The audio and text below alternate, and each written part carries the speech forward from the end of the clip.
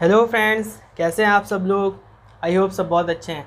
तो आज हम लोग बात करने वाले हैं इवैल्यूएशन ऑफ फार्मासिस्ट। इससे पहले हम लोगों ने बात की थी फार्मासिस्ट की रिक्रूटमेंट और फार्मासिस्ट की ट्रेनिंग के बारे में। तो आज हम लोग बात करेंगे इवैल्यूएशन ऑफ फार्मासिस्ट। तो चलिए बिना टाइम वेस्ट किए स्टार्ट करते हैं हम लोग। आज का हमारा topic evaluation of pharmacist. Evaluation of pharmacist मतलब कि फार्मासिस्ट को हम कैसे इवैल्यूएट कर सकते हैं, उसके परफॉर्मेंस के अनुसार, उसके वर्क के अनुसार और उसके बिहेवियर के अनुसार। तो देखिए ये कौन कौन से प्रोसेस हैं जिनके द्वारा हम लोग उसको इवैल्यूएट कर पाएंगे। तो पहला है डिटर्मिनेंट्स ऑफ अप्राइजल, यानी कि डिटर्मिनेंट्स मीन सिद्धांत। जो कुछ सिद्धांत बनाए गए हैं, कुछ नियम बनाए गए हैं जिनके अनुसार हम उसको डिटर्मिनेंट्स करते हैं, उसको हम लोग इवैल्यूएट करते हैं। तो देखिए इसमें दो तरह के फैक्टर्स होते हैं। डिटर्मिनेंट्स ऑफ अप्राइजल में दो तरह के फैक्टर्स होते हैं। कौन कौन से? पहला है आपका इंटरनल फैक्टर्स और दूसरा है एक्सटर्नल फैक्टर्स। अगर हम इंटरनल फैक्टर की बात करें, इंटरनल फैक्टर यानी कि इंटरनल वर्ड से समझ में आ रहा है कि अंदरूनी भाग।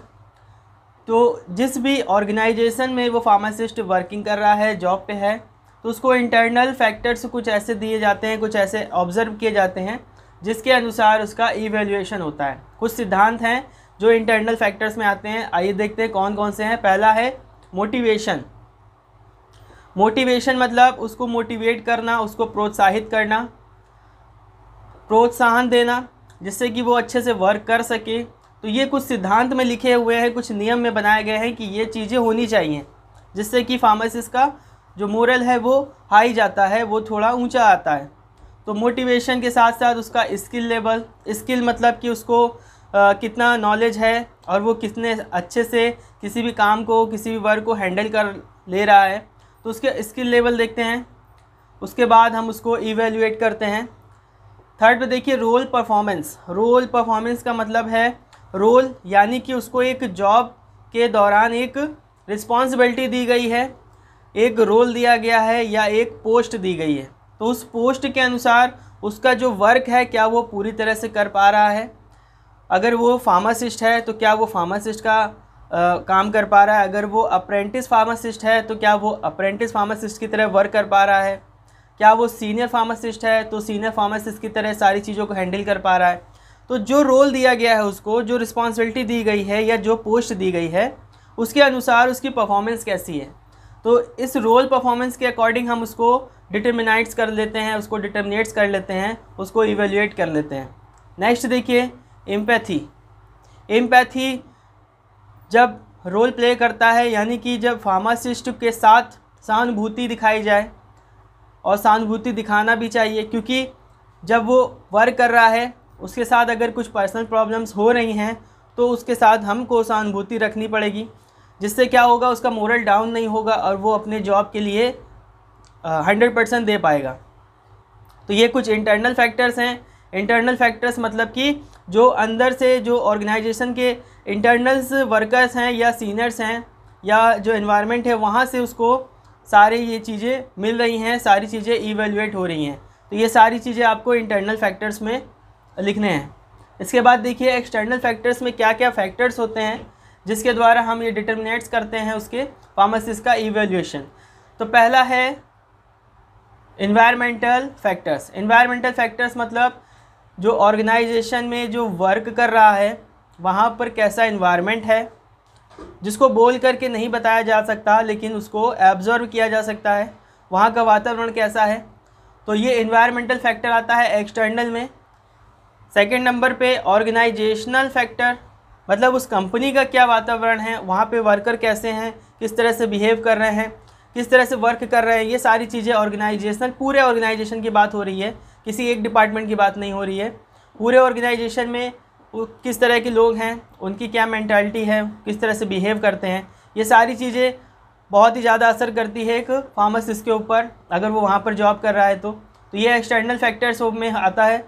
नेक्स्ट देखिए आपका sales management function. Sales management function से यहाँ पे कहने का तात्पर्य है कि फार्मासिस्ट है वो जॉब कर रहा है, यानी कि जो मेडिसिन्स हैं, जो ड्रग्स हैं, उनको वो सेल कर रहा है। सेल करना यानी कि प्रॉफिट, उस कंपनी के लिए प्रॉफिट करना। अगर प्रॉफिट अच्छा हो रहा है, सेल्स को मैनेजमेंट जो कर रहा है वो अच्छे से देख रहा है कि ये प्रॉफिट हो रहा है उस कंपनी में, तो वो सीधा बेनिफिट मिलता है फार्मासिस्ट को कि उसने अच्छे से परफॉर्मेंस दी। अच्छे से परफॉर्मेंस देने के बाद उसको प्रॉफिट अच्छा हुआ, वो प्रॉफिट कंपनी में गया, तो कंपनी की तरफ से उसको इवेल्युएट किया गया कि हाँ ये अच्छे से वर्क कर रहा है, इसका 100% परफॉर्मेंस है। तो ये कुछ एक्सटर्नल है जिसमें बाहर से उसको मोटिवेट किया जा रहा है या बाहर से उसको सारी बेनिफिट्स मिल रहे हैं। तो ये है इवैल्यूएशन फार्मासिस्ट में एक्सटर्नल फैक्टर्स का। अब हम लोग बात करेंगे कौन कौन से मेथड्स हैं, कौन कौन से तरीके हैं जिनके द्वारा किसी भी फार्मासिस्ट का इवैल्यूएशन एक इजी स्टेप हो जाएगा। तो बिल्कुल इजी है, ध्यान से देखिए। पहला है मेथड से आपका ऐसे पैसेज ऑन गिवन टॉपिक। हम फार्मासिस्ट को एक ऐसे यानी कि निबंध या पैसेज यानी एक पैराग्राफ लिखने के लिए, एक पेज रिटन करने के लिए उसको कोई भी टॉपिक दे से, वो टॉपिक उसके सिलेबस से हो सकता है, वो टॉपिक उसके एनवायरनमेंट से हो सकता है, उस हॉस्पिटल से हो सकता है, किसी मेडिसिन के बारे में हो सकता है, किसी डिजीज़ के बारे में हो सकता है। तो ये जो गिवन टॉपिक्स है ये ऑन द स्पॉट दिया जाता है, उस पर उस फार्मासिस्ट की क्या राय है, वो कैसा सोच सकता है, उसकी कितनी नॉलेज है, ये सारी चीज़ें वो अपना रिटन में बता सकता है। क्योंकि ये तरीका है, कुछ फार्मासिस्ट होते हैं जिनको नॉलेज होती है बट वो अच्छे से एक्सप्लेन नहीं कर सकते, वो इंटरव्यू में फेल हो जाते हैं ड्यू टू हेजिटेशन। तो हेजिटेशन को ख़त्म करने के लिए एक तरीका है, उसको हम रिटन में ले सकते हैं। रिटन में टेस्ट लीजिए, ऐसे लिखवाइए, पैसेज दीजिए उनको लिखने के किसी भी टॉपिक पे, तो वो अपनी नॉलेज उसमें लिख कर भी बता सकते हैं, आपको एक्सप्लेन कर सकते हैं। वो जितनी भी चीज़ें हैं वो वहाँ पर आपको अच्छे से एक्सप्लेन कर देंगे। दूसरा है मेथड देखिए रेटिंग स्केल। रेटिंग स्केल मतलब कि उसको रेटिंग देना, किस तरह से behave on based on behaviour. देखिए सेकंड है आपका रेटिंग स्केल। हम उसको रेटिंग देते हैं फार्मासिस्ट को, किस तरह से बेस्ड ऑन बिहेवियर। उसका बिहेवियर किस तरह से है, वो किस तरह से बिहेव कर रहा है, उसका अपने कलीग्स के साथ कैसा व्यवहार है, उस हिसाब से हम उसको रेटिंग देते हैं, जो कि एक इवैल्यूएशन का मेथड है जिसके अनुसार हम उसको अच्छे से इवैल्यूएट कर सकते हैं।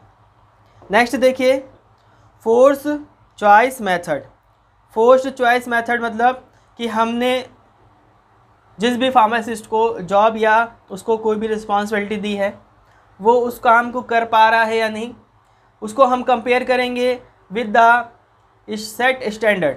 जो एक रूल है, जो एक स्टैंडर्ड बना रखा है कंपनी ने, ठीक है, उसके हिसाब से हम वो कंपेयर करते हैं उसकी परफॉर्मेंस को।